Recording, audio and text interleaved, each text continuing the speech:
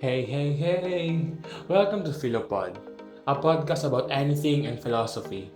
Ako si Roj, your Philopodcaster for the day, here to chat with you all about the self.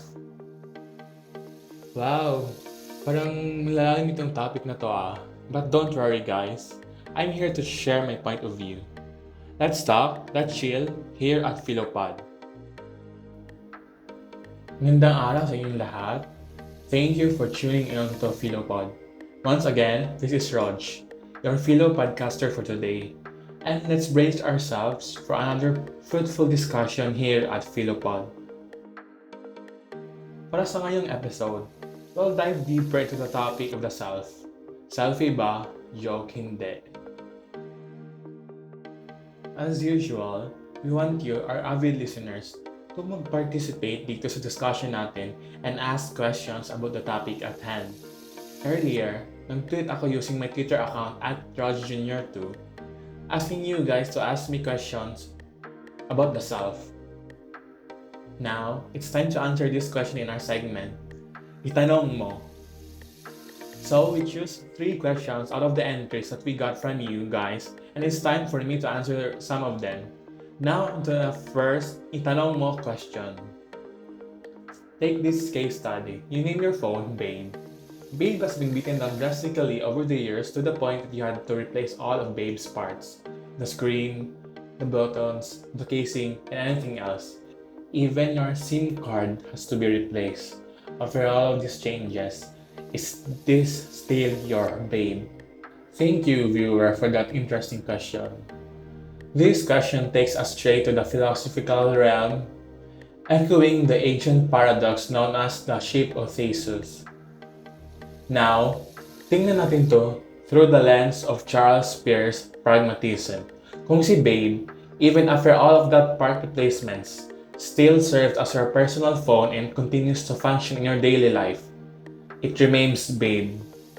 Itong idea ito ay similar in how the movie Toy Story, Woody remains Woody to his friends and his child owner despite being physically worn and losing his voice box in the 4th movie.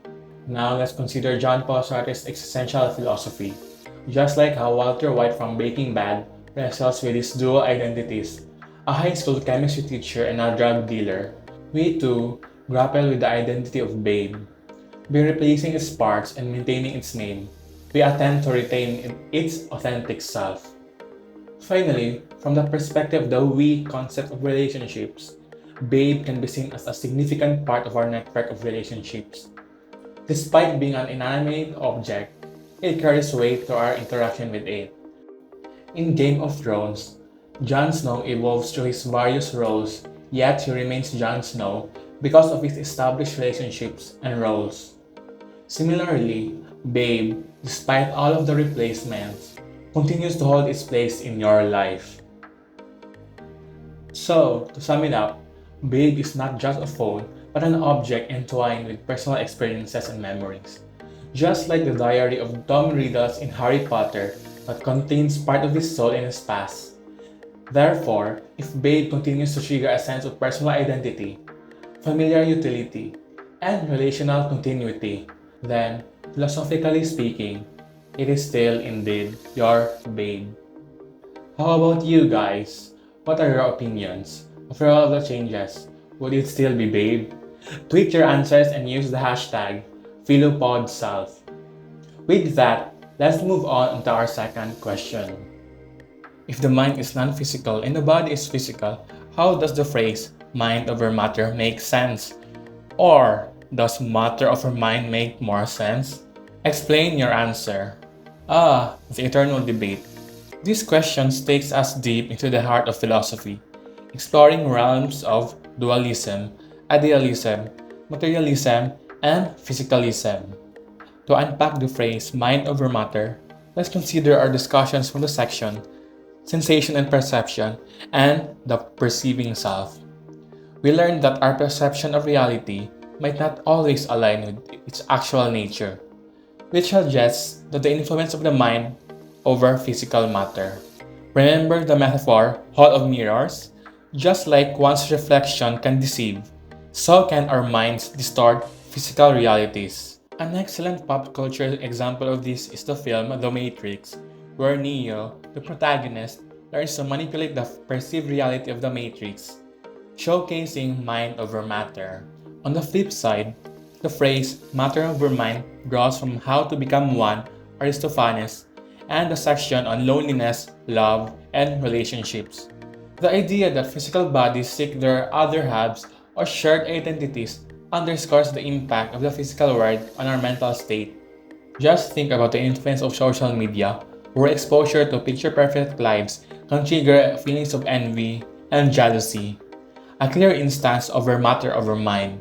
But here's the catch, it's not an either or situation. Let's take sports as an example. An athlete might use visualization techniques, a mental practice to improve performance, a physical outcome, showing mind over matter. Yet, a physical injury can significantly affect an athlete's mental state, indicating matter over mind. You can see this dynamic too in politics, where leaders can shape public opinion or mind through policies and actions, matter, but also public sentiment, mind, can impact policymaking, matter. Consider policy changes spurred by shifts in public opinion on issues like same sex marriage or divorce. This dilemma of mind over matter versus matter over mind is not a zero sum game. It's a complex dance, an ongoing dialogue between two aspects of our existence. Recognizing this dynamic interplay and the balance between physical and non physical aspects of our being is the real key. How about you guys? What are your opinions? Does mind over matter or does matter over mind makes more sense? Tweet your answers and use PhiloPodSelf. With that, let's move on to our third question. Which theory of the self do you most identify with? Explain your answer. I find myself resonating with the philosophical understanding of the self as a choice.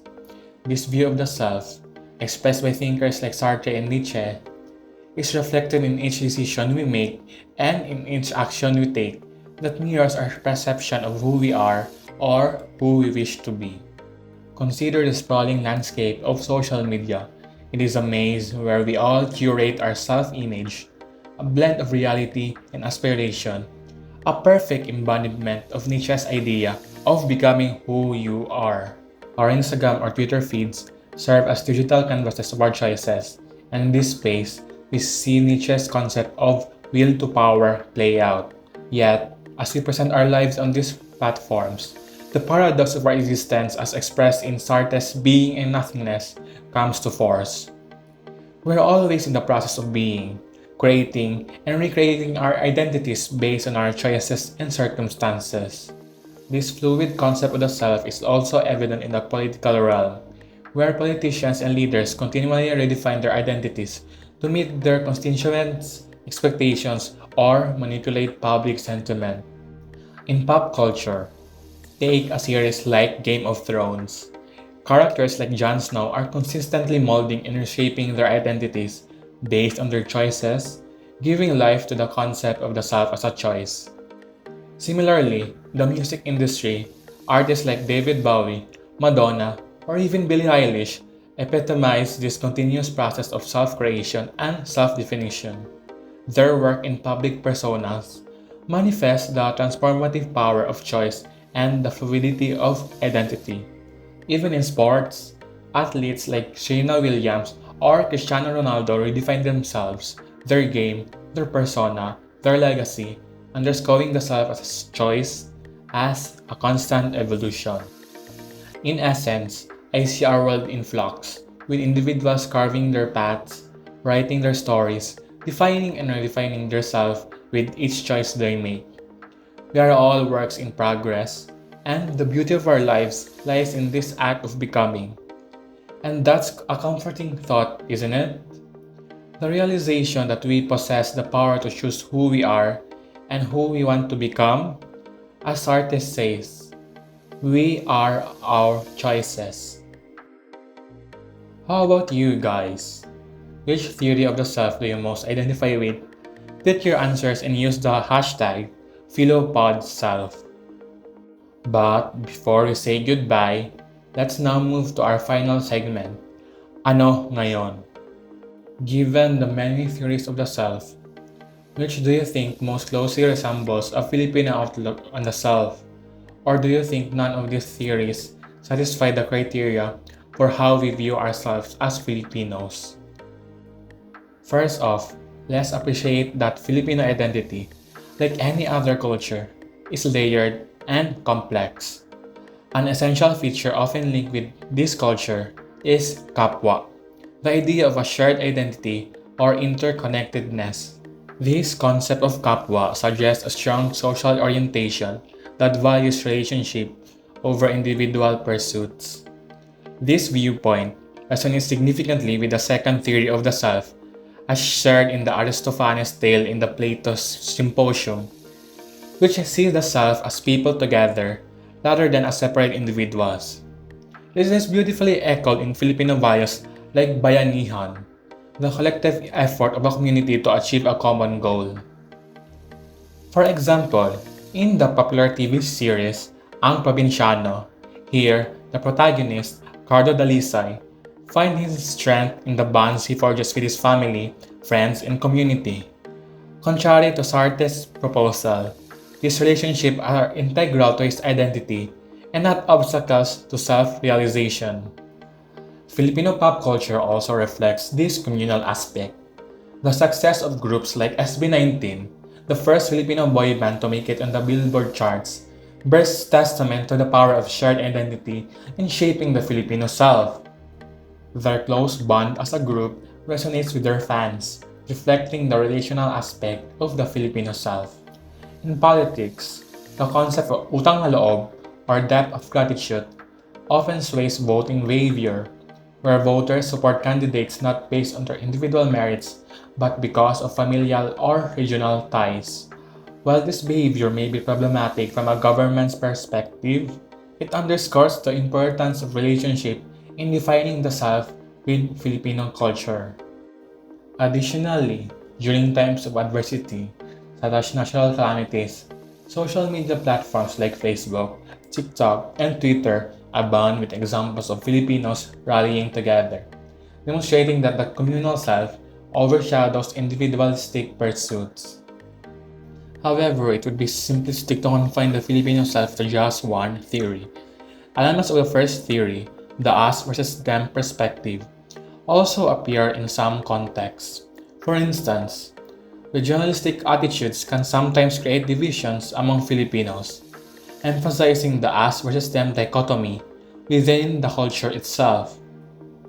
So, in conclusion, while no single theory perfectly encapsulates the Filipino view of the self, the second theory of shared identity does resonate strongly with cultural characteristics like kapwa, bayanihan, and utang na loob. However, as any culture evolves, so too does its conception of the self, reflecting an interplay of multiple philosophical theories. Well. I think that's a wrap for today. I hope you learned something or two from today's episode. This has been Raj, your Philo podcaster for today, and thank you for joining us here at Philopod, a podcast about anything in philosophy. Let's talk, let's chill, here at Philopod.